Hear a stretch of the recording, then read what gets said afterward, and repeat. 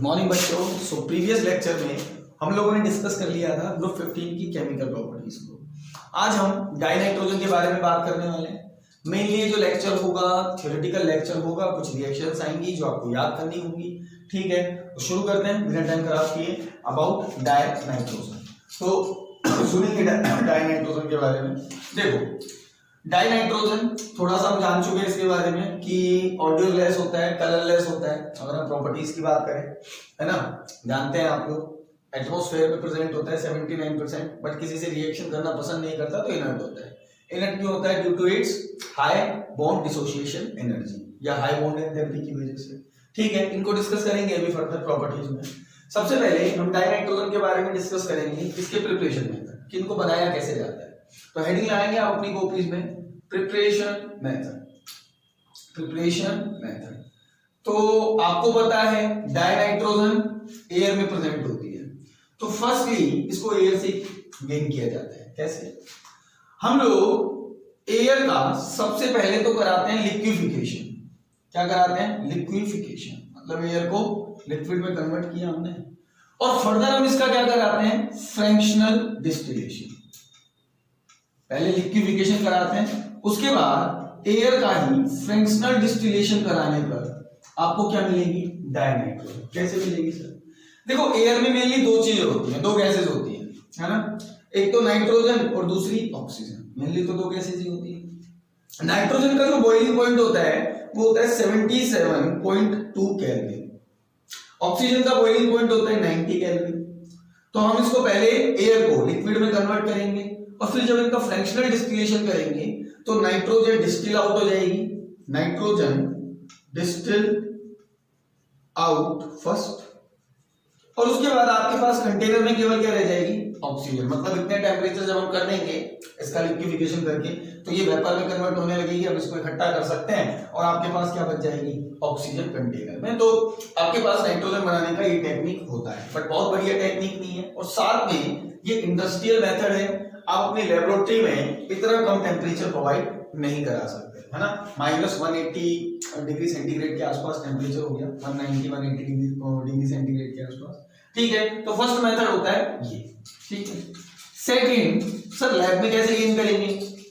तो लैब में N2 बनाने के लिए हम क्या करते हैं? लैब में नाइट्रोजन बनाया जाता है by the reaction of NaNO2 sodium nitrate and ammonium chloride. इन दोनों की रिएक्शन से लेबोरेटरी में नाइट्रोजन बनाई जाती है। कैसे बनाई जाती है? देख लो रिएक्शन। मेरे पास है NH4Cl प्लस साथ में है NaNO2। इन दोनों का रिएक्शन होगा, यहां से निकलेगा NaCl, साथ में बनेगा वाटर, और ये दोनों मिलकर क्या बना देंगे? N2। तो आपको नाइट्रोजन मिलती है, NaCl मिलता है और वाटर मिलता है। ठीक है, ये सेकंड मेथड होता है लेबोरेटरी में बनाने का, but this is also not a good method for the formation of nitrogen gas. ठीक है, अभी हमारे पास और मेथड हैं दो, और अगले जो दो मेथड हैं वो दोनों मेथड जेईई पूछ चुका है। अलग अलग तरीके से पूछा है, कई बार सॉल्ट एनालिसिस का यूज करके इन मेथड्स को पूछा है। ठीक है, मतलब मिला के क्वेश्चन पूछा है, कई बार सॉल्ट एनालिसिस के साथ, कई बार डायरेक्ट, एक बार एक्चुअली डायरेक्ट क्वेश्चन भी पूछा गया है जेईई से। जो अगली दो रिएक्शन हम पढ़ेंगे उन पर। थर्ड प्रिपरेशन मेथड क्या है डाइनाइट्रोजन का? कि we can obtain dinitrogen by thermal dissociation. क्या बोला मैं? By thermal decomposition, or you can say dissociation of ammonium nitrate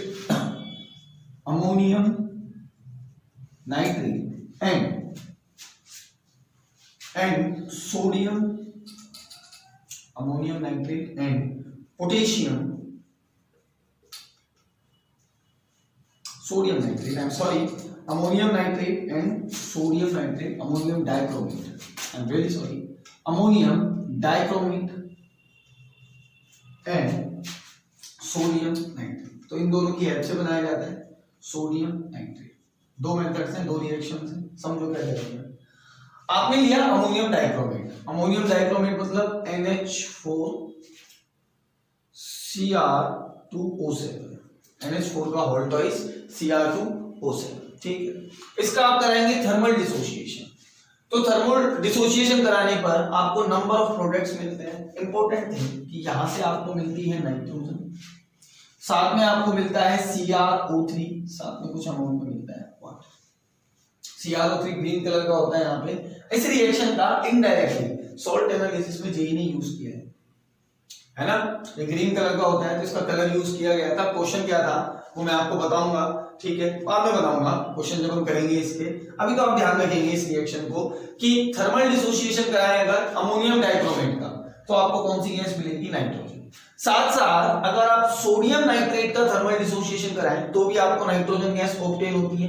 देख लें, NH4NO2 सोडियम नाइट्रेट का थर्मल डिसोसिएशन कराया, हीट दी इसको, क्या बना के दिया है आपको, N2+H2, ठीक है। तो तीन प्रिपरेशन मेथड हुए। First by the liquefaction and the fractional distillation of air.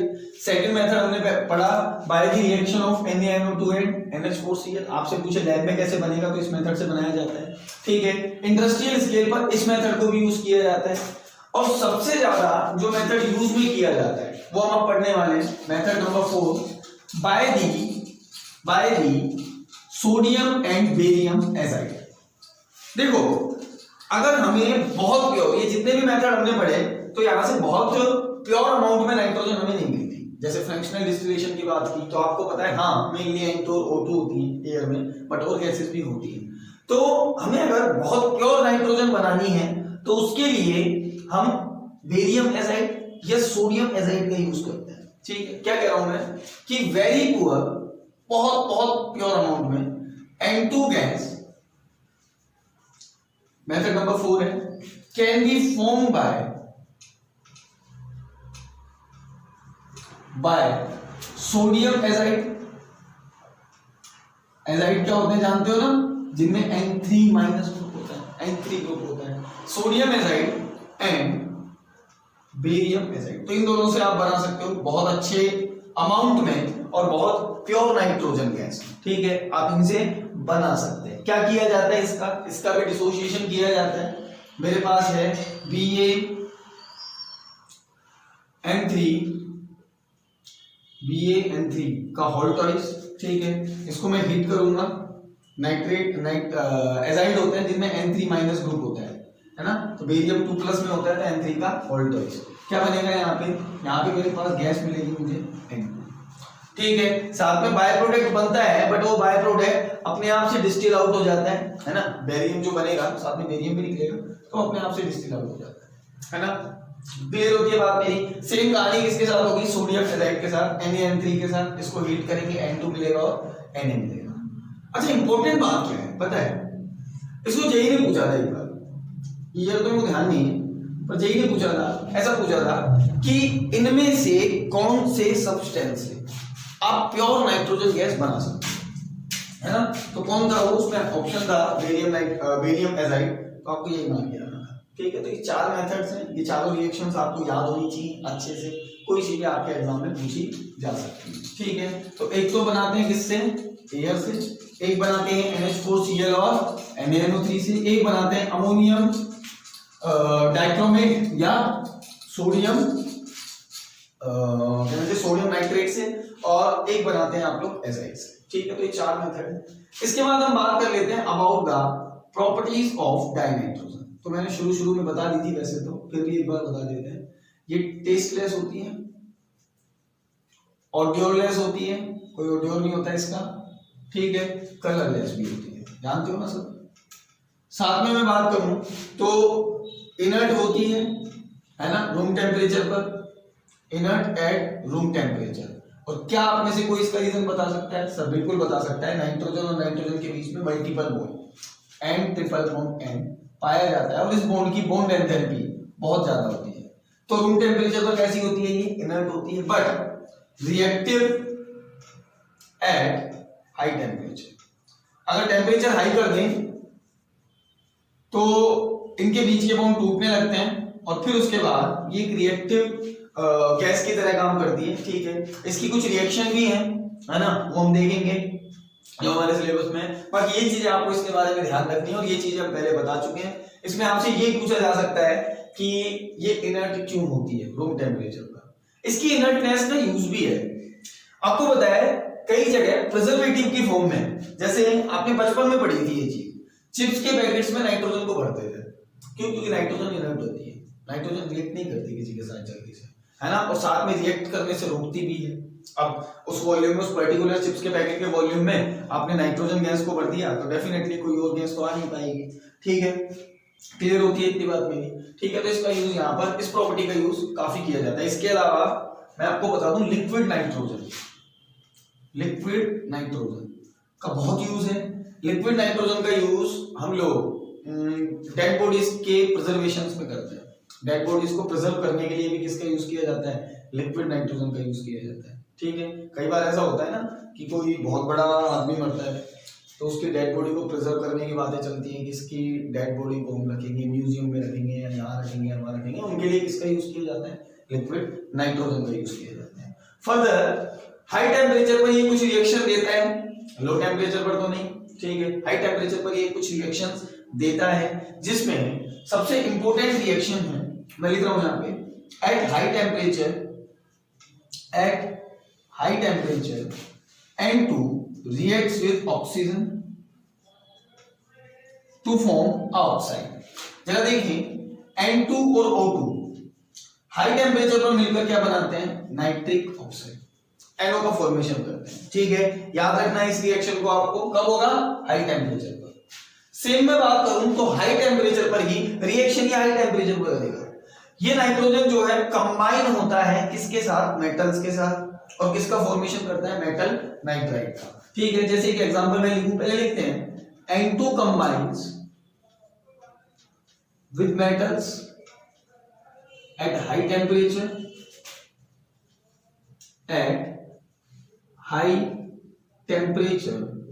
to form metal nitrides। Example देख लें, जैसे N2 की रिएक्शन आपने कराई किसके साथ? कैल्शियम के साथ, तो कैल्शियम के साथ रिएक्ट करेगा, क्या बनाएगा? Ca3N2, रेस्पेक्टिव क्या बना लेगा? नाइट्राइड फॉर्म कर लेगा। अरे Ca2 प्लस में, ये 3 माइनस में, तो क्या बना देगा? Ca3N2। जैसे मैंने इसकी रिएक्शन कराई विद Li, तो Li के साथ N2 रिएक्शन करेगा और रिएक्शन करके क्या बना देगा? Li3। तो रेस्पेक्टिव नाइट्राइड्स का फॉर्मेशन ये कर देते हैं। ठीक है, आपको ये ध्यान रखनी है। इसके अलावा आपको थोड़ा सा याद रखना है अबाउट लिक्विड नाइट्रोजन। ये हमें नाइट्रोजन के बारे में, डाई नाइट्रोजन के बारे में पढ़ना था, इसकी प्रॉपर्टीज हमने पढ़ी, इसके प्रिपरेशन मेथड हमने पढ़े, और कुछ एक केमिकल रिएक्शंस हैं ये हमने पढ़ी। ठीक है, फर्दर हम नेक्स्ट क्लास में सबसे इंपॉर्टेंट कंपाउंड, अभी तक जितने भी लेक्चर हमने देखे उसमें सबसे इंपॉर्टेंट लेक्चर होगा नेक्स्ट लेक्चर, जिसमें हम अमोनिया के बारे में बात करेंगे, अमोनिया की रिएक्शंस देखेंगे, और उसके बाद हम नाइट्रोजन के ऑक्साइड्स के बारे में भी बात करेंगे। ठीक है, तब तक आप पढ़ाई करें। Thank you.